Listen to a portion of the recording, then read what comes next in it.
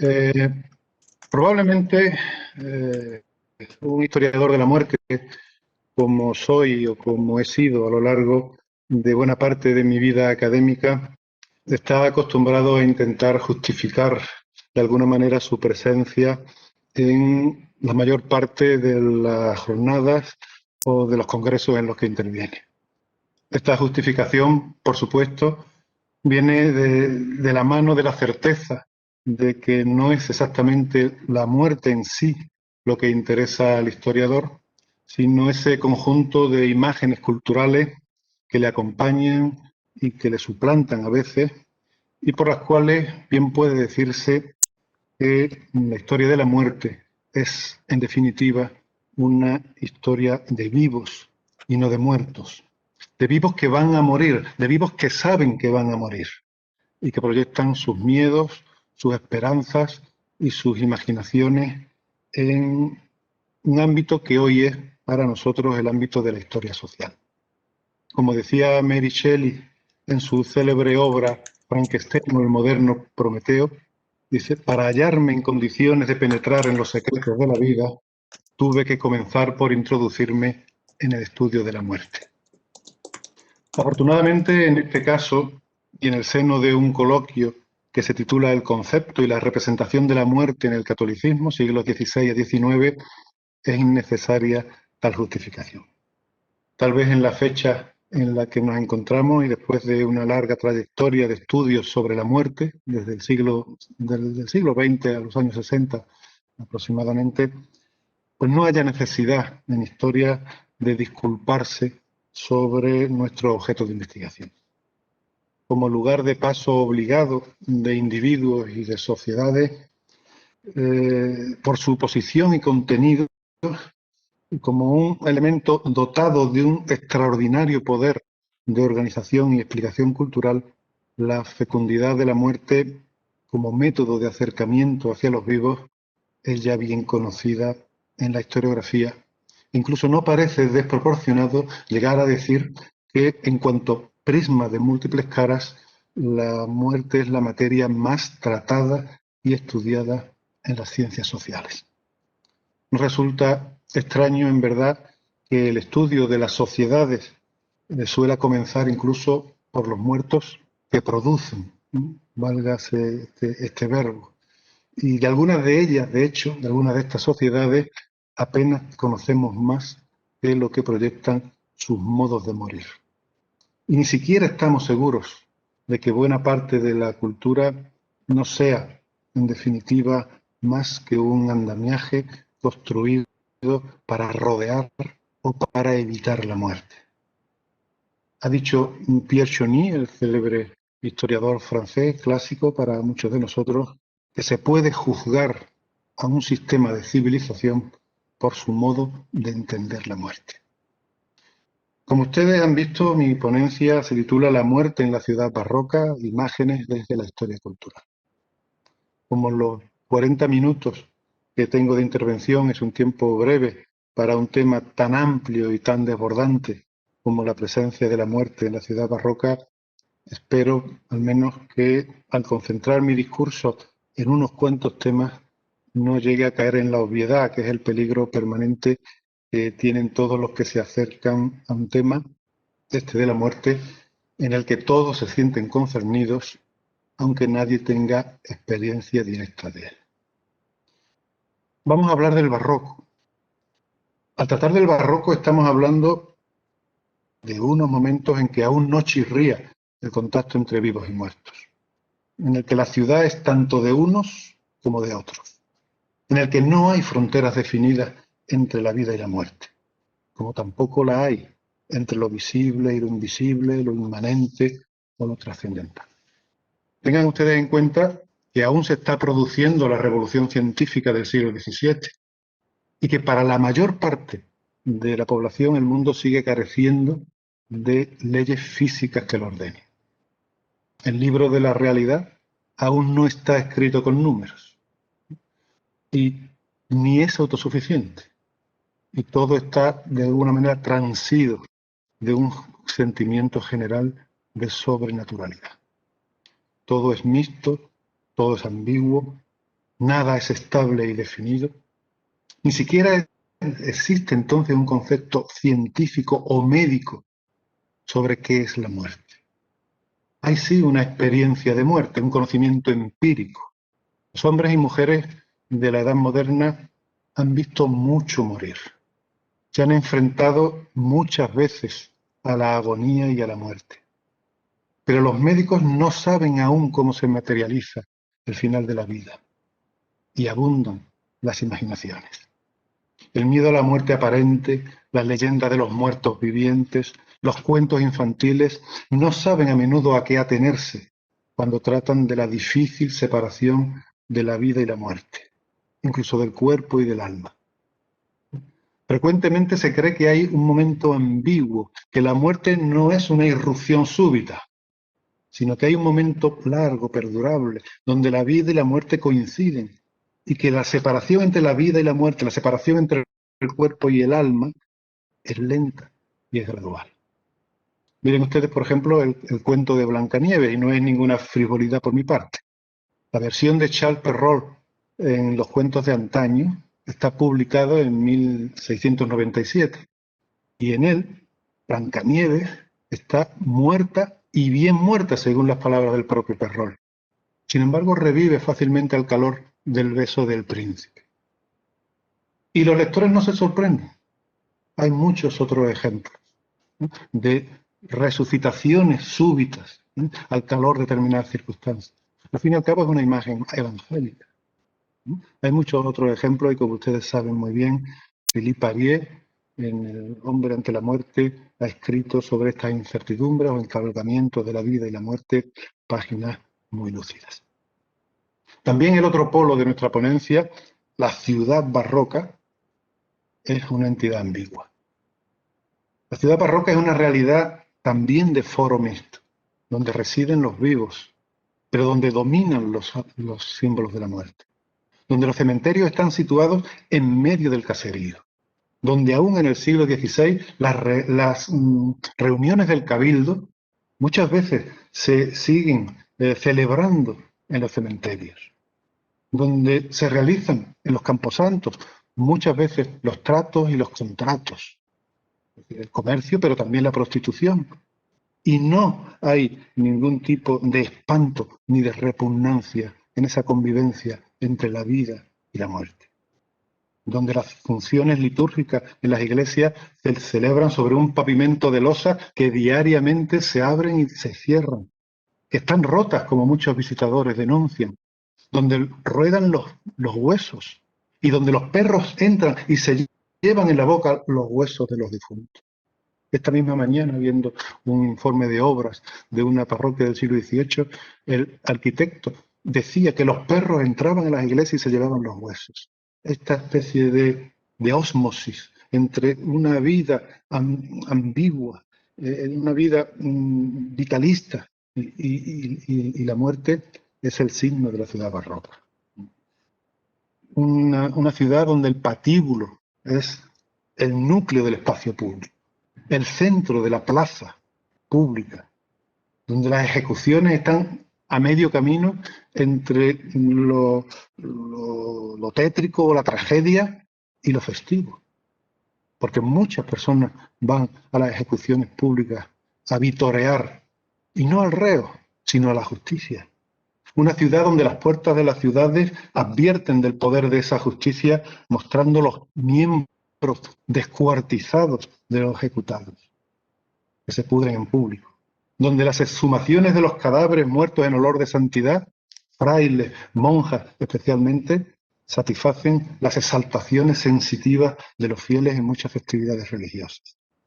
Donde los entierros se cruzan con los viáticos y la muerte se aparece, y no hace falta que nos refiramos a un momento de sobremortalidad como un goteo incesante, terco, pertinaz. En la ciudad barroca, rodeada de los signos de la muerte, era fácil, como en el soneto de Francisco de Quevedo, no hallar cosa en que poner los ojos que no fuese recuerdo de la muerte. Nos apresuraremos a decir que no hay una sola muerte en el barroco. Hay, por un lado, una muerte ostentosa, ornamental, que trata de justificar aparatosamente la calidad del difunto.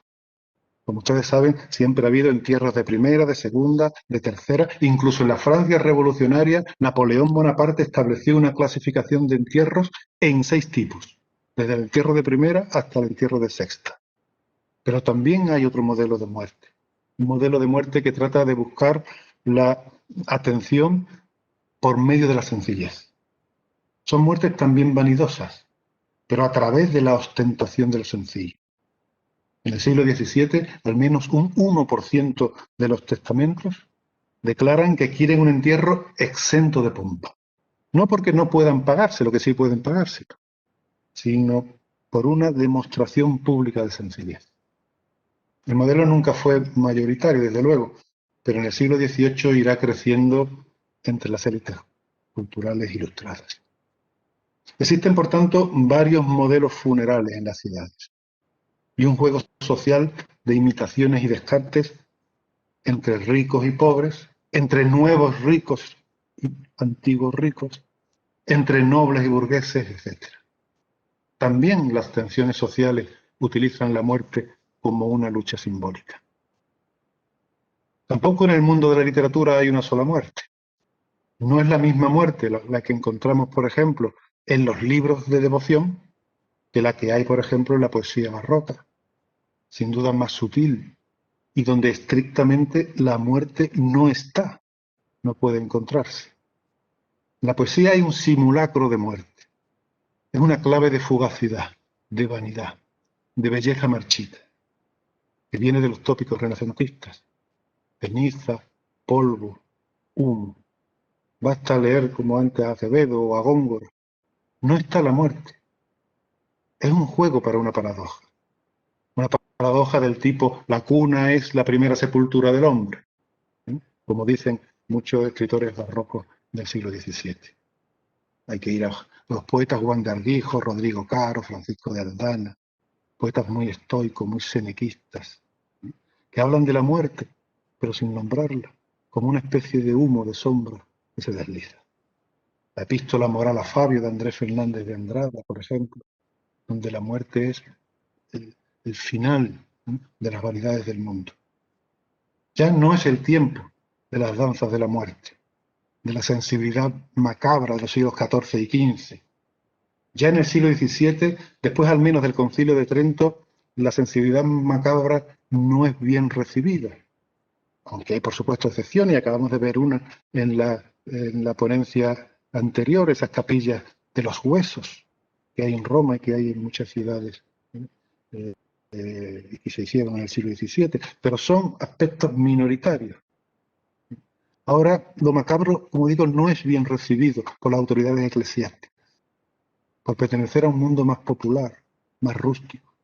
Ahora se prefiere un mundo de una muerte más intelectualizada, y todo se conduce por una vía más controlada y carente de exaltaciones. En realidad, el modelo de muerte contrarreformista o barroca es un modelo fundamentalmente urbano, no rural. Recordarán ustedes que ya lo decía el maestro de historiadores, José Antonio Maraval, el barroco es ante todo una cultura urbana. Lo es desde luego en las propuestas que vienen desde el púlpito o desde el ejemplo de la monarquía. Lo es porque la muerte barroca necesita de un escenario expresivo, de un tablado, si queremos, de un telón teatral, que es la ciudad. Lo es porque la muerte necesita en el barroco espectadores, publicidad, juegos de imágenes. La muerte en el barroco no es como hoy una muerte privada, es una muerte pública y, si queremos, masiva. Lo es porque los grupos urbanos compiten, se imitan o se desmarcan respecto a los símbolos del prestigio y autodefinición que presta la muerte como ceremonia. Lo es porque la ciudad es el ámbito donde se publica y consume la literatura de las artes de bien morir. Lo es, en fin, porque el sentido acumulativo de los entierros, de las exhibiciones formales de las misas de Requiem, de los paños y andas de las cofradías, de la entrega del dinero a los pobres, del desfile de los niños de las escuelas en los entierros. Necesita del marco de la ciudad. Y sin él carece de pleno sentido. Otra cosa es que los modelos se han imitado en las zonas rurales, como lo son, y a su debida escala se reproducen, pero el modelo es ciudadano, masivo, repetitivo y eminentemente público. Qué bien se entiende que cuando las muertes ocurren en el campo y por circunstancias los cadáveres tienen que ser enterrados fuera de las ciudades o de los pueblos, se pida en los testamentos que se trasladen los huesos una vez descarnados al interior de las ciudades. Un entierro en soledad es algo que ya la sociedad barroca no acepta ni comprende. Cuando en el Quijote, por ejemplo, Crisóstomo, en la primera parte de la obra de Cervantes, pide enterrarse en la soledad de los campos, al pie de la peña donde conoció a la pastora Marcela, el clero y la sociedad bien pensante de su villa se escandaliza de un entierro como aquel, de un entierro en soledad, de un entierro rural. Visualmente, los signos de la muerte están omnipresentes en la ciudad moderna. Entonces, por ejemplo, por la reiteración de los lutos. Suele decirse cómo las modas en el vestir van cambiando a lo largo de los siglos XVI y XVII. No solo en formas y en telas, sino también en colores. Pero eso no es cierto en un buen porcentaje de la población, que viste generalmente de luto. En cierto modo, las visiones cinematográficas de la ciudad del antiguo régimen, esas ciudades de la edad moderna que aparecen en las películas, pues pecan generalmente de cierto optimismo cromático. Porque una gran mayoría de la población viste de negro, no solo por los lutos familiares, que es una cosa seria, 6 meses normalmente, 1 año por un cónyuge, toda la vida en el caso de muchas viudas, sino también por los innumerables lutos oficiales que se encadenan. Muertes en la casa real, en las casas señoriales cuando el territorio es de señorío. Y no solo el titular de la casa, sino de un gran número de miembros de la realeza o del señorío, que obligaban a los súbditos a vestir de luto so pena de multa o de cárcel, en una especie de gobierno de los sentimientos, porque los mandatos de lutos, suelen incluir la obligación de estar triste. Los lutos, como gran parte de las formas de la muerte, están fuertemente codificados. Si no, fijémonos en la pragmática dada por Felipe II el 20 de marzo de 1565, que entraba dentro del contexto de las leyes suntuarias, donde se establecen con rigor las formas de los lutos, sobre todo para poner límites, porque muchos y muchas de aquel tiempo competían por vestir los lutos más recargados y más aparatosos, con grave dispendio económico que la corona quería impedir. En la narrativa picaresca del siglo XVII y en el propio Quijote hay suficientes ejemplos. Normalmente los lutos en la ciudad están muy bien definidos, en color, en prendas, en tipos de tela. Entre los varones, como se decía con ocasión de la muerte de Felipe II, la gente principal y honrada, como decían, debía vestir, según decía el decreto, sus ferreruelos o capas de bayeta, ropillas de lo mismo y caperuzas. Los pobres, caperuzas de bayeta. Y respecto a las mujeres, mantos, basquiñas, sayas de bayeta o bayetilla negra, tocas de lino para la cabeza, con la particularidad de que estas tenían que ser blancas, las tocas blancas, según la pragmática citada, rompiendo así ese imperio del negro absoluto. De acuerdo con ello, por ejemplo, en el Quijote, las 12 dueñas fúnebres que acompañaban a la condesa Trifaldi iban, decía Cervantes, todas vestidas de unos monjiles anchos, al parecer de anascote abatanado, con unas tocas blancas de delgado caliquí. Es decir, que cumplían la pragmática de Felipe II. Pero el luto no es solo recordatorio de la muerte en el color y en las texturas de las vestimentas. Es también encerramiento, al menos en el caso de las mujeres. Las mujeres no salen de casa en tiempos de luto, con más rigor en el novenario que sigue al entierro. De hecho, hasta muy entrado el siglo XX, por lo menos en España, las mujeres no suelen aparecer por los entierros. Los efectos principales están reservados para los hombres. Y la muerte es sobre todo gesto, gestualidad. En las casas se sacan las macetas a los patios, se vuelven del revés los espejos, se paran los relojes si los hay, se colocan colgaduras negras y la casa se trascendentaliza para ese encerramiento prolongado que tienen las mujeres de la familia. La ciudad es igual. En las grandes muertes se colocan las mismas colgaduras públicas. Se levantan catafalcos y simulacros. Se hacen certámenes de emblemas y jeroglíficos.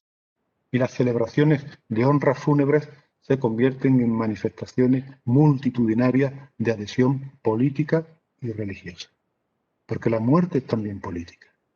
Las muertes de los monarcas son publicadas en extensas relaciones que se difunden con afán moralizador y que funcionan como modelos y ejemplos, contándose en ellos desde el momento en que el rey se siente morir hasta que se dice la última misa de requiem por su alma. Y a veces son muchas esas misas de requiem.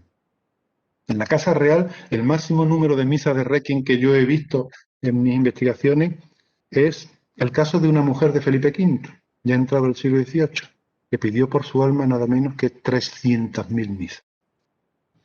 La muerte compone una de las claves de la sacralización política de la monarquía. Y apenas hay un aparato publicístico político completo que no englobe la muerte. Los discursos de despedida del rey, las encomendaciones, los sacramentos, las últimas palabras, la muerte del rey como lección a todos. Muchos conventos además son fundados en los ámbitos urbanos como sepulcros de las grandes familias que ostentan sus patronatos sobre capillas y bóvedas. Y los grupos humanos compiten por la conquista de los signos funerales. He hablado de relaciones de exequias reales y cabe aludir un tanto también a las artes de bien morir o preparaciones para la muerte, por lo menos refiriéndonos a algunos contextos genéricos. El arte de bien morir, que es uno de los géneros estrellas de la cultura impresa en el antiguo régimen, y eso aparece en cualquier estudio que hagamos sobre librerías o bibliotecas de la época, es, como decíamos anteriormente, un modelo de manual eminentemente urbano. Exige un ámbito rico en publicidad y dotado de modo importante de una estructura clerical. Porque en el fondo la principal misión del arte de bien morir no es recordar unas prácticas ya vigentes, sino promoverlas, construyendo un determinado tipo de muerte, una muerte política y eclesiástica. La principal función del arte de bien morir es la invención de un determinado tipo de muerte. Esa muerte construida no es la muerte cotidiana, la que se presenta pertinazmente en las ciudades, la que se plasma en las terribles tasas de mortalidad, en las estridencias de las epidemias, violencias privadas, ejecuciones públicas. No es la muerte, digamos, física. Suele decirse que esa muerte cultural es de alguna manera el centro de la estética barroca. Y la imaginación y los ojos se nos va enseguida, se nos desvía a cuadros como En Ictu Oculi o Finis Gloria Mundi de Juan de Valdés Leal en el Hospital de la Caridad de Sevilla de 1672. Pero yo no creo que la muerte exactamente ocupe el centro de la sociedad. Naturalmente que la muerte domina la vida demográfica y social, pero no es el centro del pensamiento. De ahí que la sociedad del antiguo régimen sea una sociedad, como todos sabemos, eminentemente festiva, no meditativa. Ninguna sociedad resistiría la imagen disgregadora de la muerte. La cultura consiste, decíamos antes, en buena medida en rodear la muerte, en esconderla, en sustituirla por un simulacro, por una representación, como ocurrió en el siglo XVII. El desarrollo de la vida social, contrariamente a lo que afirma el tópico del memento, exige el olvido de la muerte, no el recuerdo. El olvido de la aniquilación final. El olvido de que la muerte está ahí. Y sin embargo, necesitamos la confianza de que mientras vivimos, la muerte no existe. La vida social exige la sustitución de la muerte por una metáfora. En realidad, faltos de experiencia personal ante la muerte, o sujetos a lo que hemos visto en los otros, o a lo que hemos leído o escuchado, porque no tenemos experiencia directa de la muerte. De hecho, este que les habla, a pesar de haber dedicado muchos años de su vida a estudiar la muerte, no ha muerto nunca. Es decir, estoy falto de experiencia, estamos faltos de experiencia. Hablamos en metáforas, hablamos de oídas, de lecturas, de lo que hemos visto en la muerte de los otros. Nuestra muerte es siempre la muerte de los otros. Es decir, un conjunto de palabras, un conjunto de imaginaciones que llamamos la muerte y que se proyecta sobre nuestro ansia de eternidad, construyendo imágenes trascendentales a nuestra imagen y semejanza social. Por eso hoy, en buena medida, la historia de la cultura habla de la muerte como representación. No es la muerte, por tanto, la que interesa al historiador, sino esa imagen que sustituye a nuestra falta de experiencia y que de alguna manera ordena nuestra vida en diálogo permanente con ella.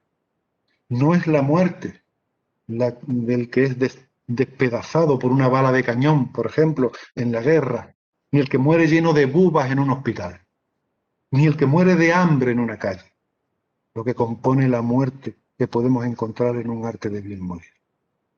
Es otra cosa, es un concepto, es un rompecabezas ceremonioso donde la muerte se convierte en una especie de frontera porosa entre dos mundos. Es la imaginación de la muerte semántica, la muerte simbólica, la muerte, decíamos, como representación. La imagen que pudiera acercarnos mejor a la idea de la muerte barroca es la del catafalco, o lo que otras veces se llama el bulto. Es decir, el funeral se dice ante un catafalco, que es una representación del cadáver, pero el cadáver no está, es una idea. Pero esa idea, esa representación es exigida en esos tiempos en las honras fúnebres.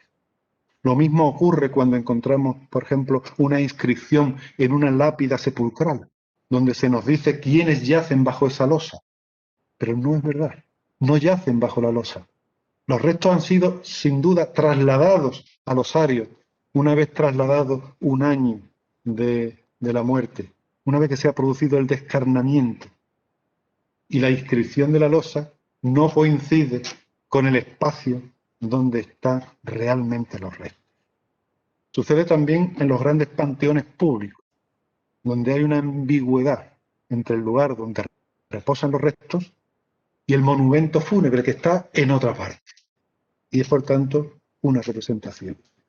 En general, y pese a la iconografía más llamativa, la Capilla de los Huesos, como hemos visto hace unos momentos, y algunas llamadas de los sermonarios y artes de bien morir, el barroco no es una época especialmente macabra en líneas generales. Hay sí grandes exaltaciones sensitivas alrededor de cadáveres, ya decíamos antes, frailes y monjas, que son desenterrados, que son expuestos a la exhibición pública, y los fieles muchas veces se abalanzan sobre ellos, los desnudan, los rompen a base de llevarse reliquias. Otras veces, por ejemplo, hay casos como el de jesuita Baltasar Álvarez, cuya hija tuvo la cabeza del padre en su casa, en una urna, y dice el agiógrafo, y los sesos estaban todavía algo frescos. Es decir, los despojos mortales no hieren especialmente la sensibilidad. Si estas imágenes quieren ser macabras, no lo logran, porque la sensibilidad no sufre. La muerte no es un elemento, entonces, estéticamente tan expresivo. Tampoco lo son los testamentos. El que haya visto un testamento, el que haya estudiado los testamentos, sabe que no es el sitio adecuado, el testamento, para buscar esas expresiones sensitivas, sentimentales, esas quejas sobre la muerte. No está. Habida cuenta de que el testamento es, en buena medida, un acta notarial de sucesión de bienes, muy sometido a un lenguaje ritual. En un testamento, la frase más macabra que yo he encontrado, después de haber visto, en fin, algunos miles, es que volveré a la tierra como vil gusano. En el fondo, el modelo de la muerte barroca es el de la extirpación de toda carga de expresividad de la muerte, como digo, y su sustitución por un modelo tranquilo, artesano, donde la muerte se convierte en un proceso duradero, que está previsto en todas sus fases. La cultura barroca de la muerte escamotea el cadáver, lo convierte en jeroglífico, sustituye la tentación macabra por el discurso de consolación tranquila. La procesión del cortejo fúnebre ahoga con su desfile ordenado por las calles pues esa confusión y ese vértigo del lamento personal. El orden, el rito, la ceremonia ahoga en cierto modo la sensibilidad. Ese proceso duradero de la muerte está previsto en las artes de bien morir. De hecho, arte, cuando se dice arte de bien morir, arte significa conjunto de reglas para hacer bien algo. En este caso, la muerte, es decir, conjunto de reglas para morirse bien. Es decir, se evita la muerte personal, y se sustituye por un rito en el que la contrarreforma insiste en la moderación y en la extirpación de las expresiones públicas y privadas de sentimentalidad. Es un cauce de algún modo frío, formal, ceremonioso. La provocación de la muerte, esa provocación que parece que destila la muerte, se convierte en rito. Y la ceremonia hace que la muerte pierda gran parte de su poder disolvente. La ciudad, es verdad, es el ámbito de los muertos. La gran ciudad del antiguo régimen es el punto donde confluyen los pobres, los mendigos, los tullidos, en busca de vivir y de morir. Y de hecho mueren todos los días por las calles, y las hermandades de la Santa Caridad apenas dan abasto para retirarlos y darle sepultura. Pero el ceremonial los acalla, los ordena, los distribuye en formas previstas. Las plañideras, por ejemplo, esas profesionales del llanto, son expulsadas a partir del siglo XVI de los cortejos fúnebres. En el siglo XVII ya las plañideras han desaparecido o se han metamorfoseado en otros elementos fósiles. En danzas funerales, por ejemplo. Es el bien morir y el mal morir. El concepto de buena muerte, de bien morir, está hoy muy desvaído. Nuestra idea actual en el siglo XXI es que la buena muerte es una muerte insensible, indolora, inconsciente, rápida. Pero no es así en el modelo del antiguo régimen. Es distinto. El modelo del antiguo régimen exige una buena muerte consciente, lenta, incluso a veces dolorosa.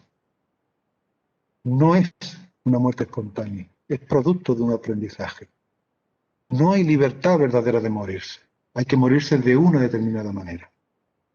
Podemos volver a Don Quijote, por ejemplo, después de haber estado por los caminos de la Mancha, de haber peleado con caballeros, de haber sido derrotado en las playas de Barcelona por el caballero de Blancaluna, no muere a manos de ningún caballero en un camino.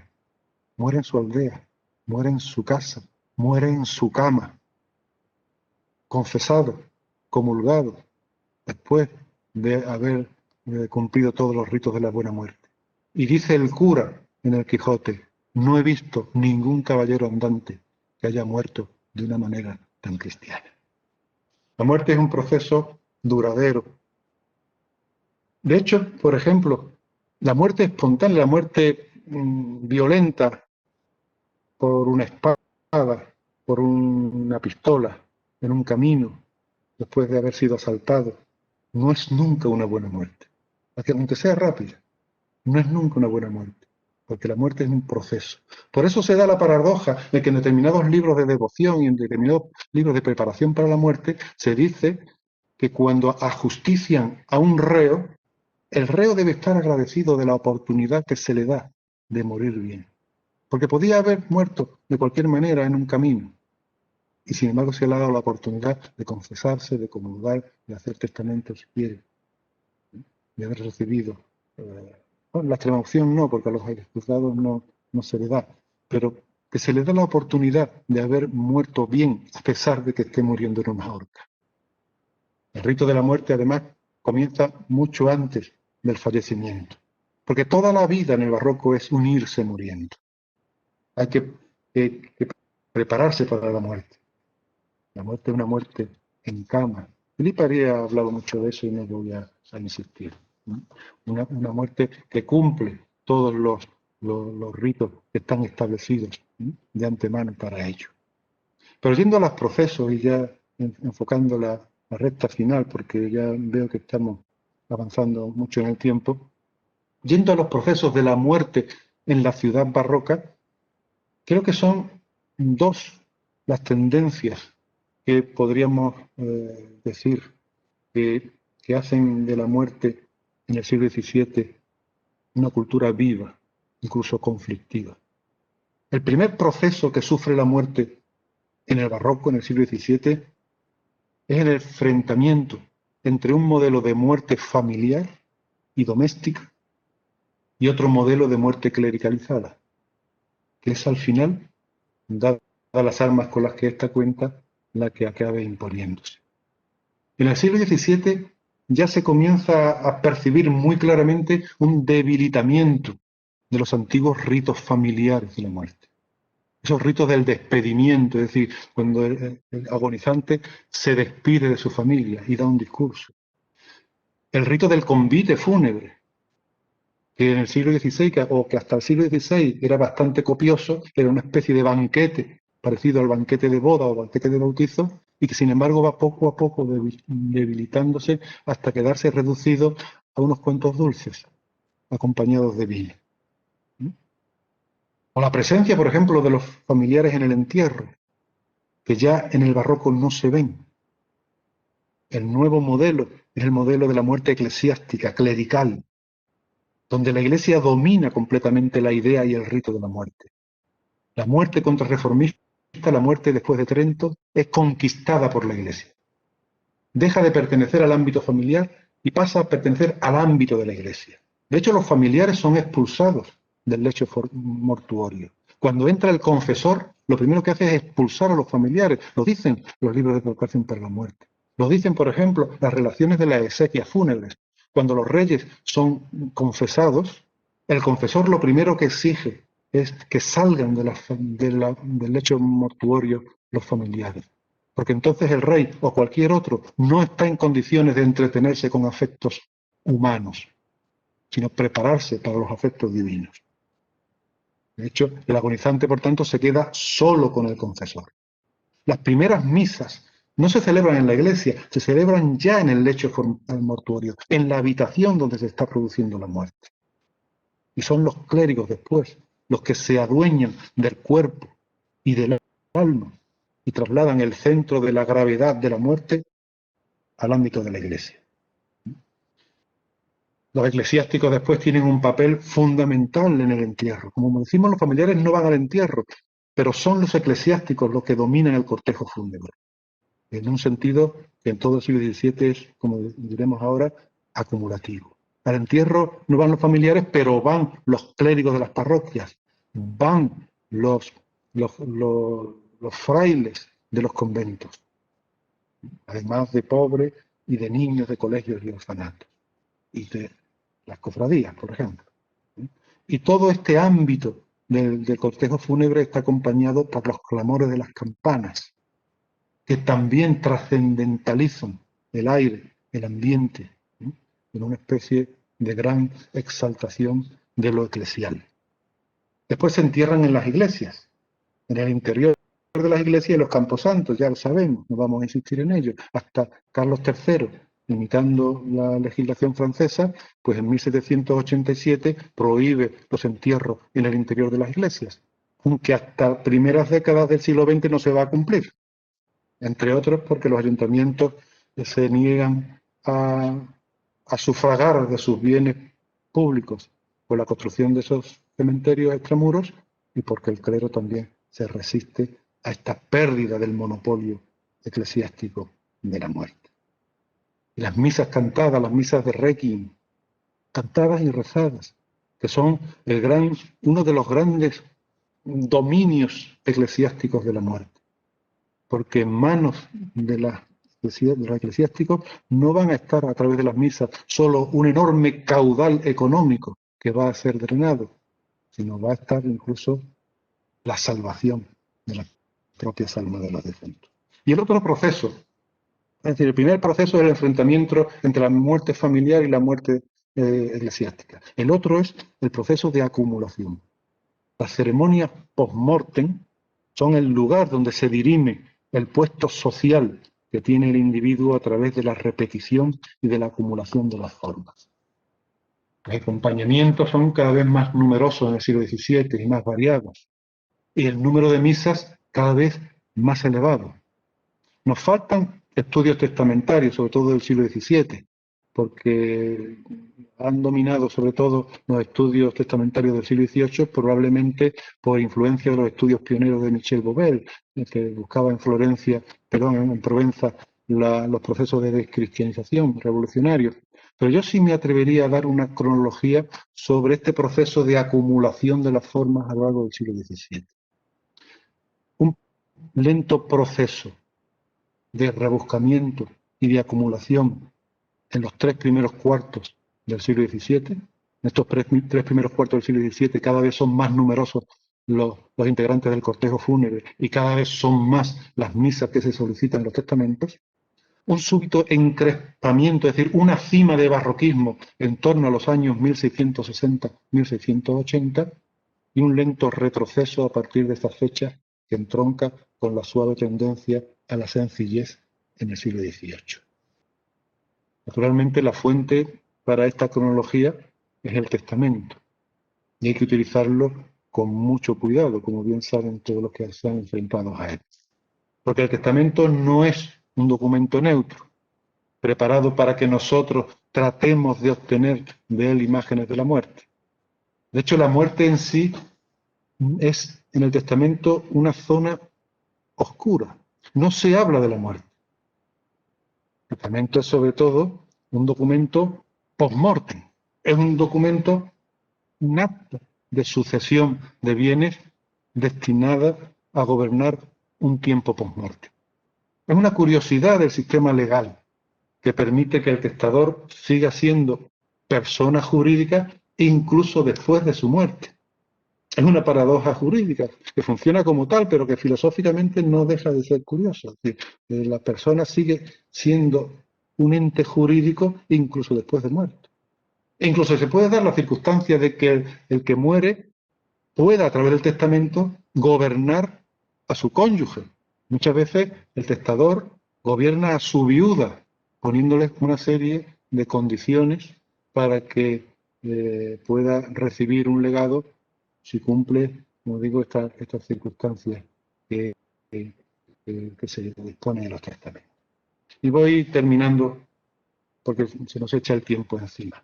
El testamento es, como decía Pedro Melgarejo, uno de los autores de manuales de escribanía más importantes del momento, un acto de protestación de justicia, concebido para dar a cada uno lo suyo.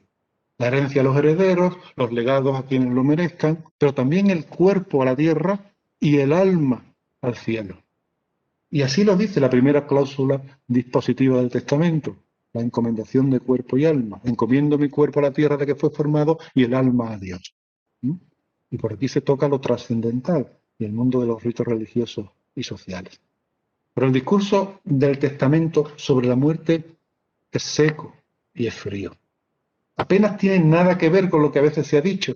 Muchas veces los historiadores van al testamento como si el hombre o la mujer delante de la muerte se liberara de ataduras sociales y estuviera en condiciones de ser original, de expresarse con libertad y creatividad sobre su propia muerte. Pero no es así. Y el que haya ido al testamento buscando originalidad o espontaneidad, yo creo que se ha equivocado. Porque no tiene nada que ver con nada de esto, ¿no? El testamento es un paso ritual al fin y al cabo. Y la muerte es un espacio de codificación fundamentalmente. Y el discurso del testador ante la muerte apenas ocupa la escueta consideración tópica de que la muerte es una cosa natural cuya incertidumbre solo consiste en la hora en la que se presenta. Por tanto, y para finalizar, La muerte sigue en el siglo XVII, como decimos, varias tendencias fundamentales. Clericalización, exaltación de la acumulación formal hasta un punto de no retorno y sustitución por una artesanía de la muerte encauzada a través de un conjunto de reglas.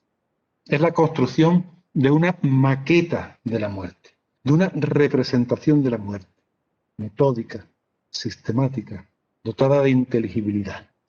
Una muerte comprensible, ordenada, frente al desorden sentimental o frente al desorden de los acontecimientos y de las tasas de mortalidad. Una muerte hecha metáfora, literatura si queremos, en medio de las terribles imágenes de la muerte física. Y esa muerte metafórica que suplanta a la muerte real es el gran triunfo de la Iglesia contrarreformista. Y es por tanto la que aparece en la mayor parte de las expresiones gráficas del mundo ciudadano del antiguo régimen. Nada más, muchísimas gracias y quedo a su disposición.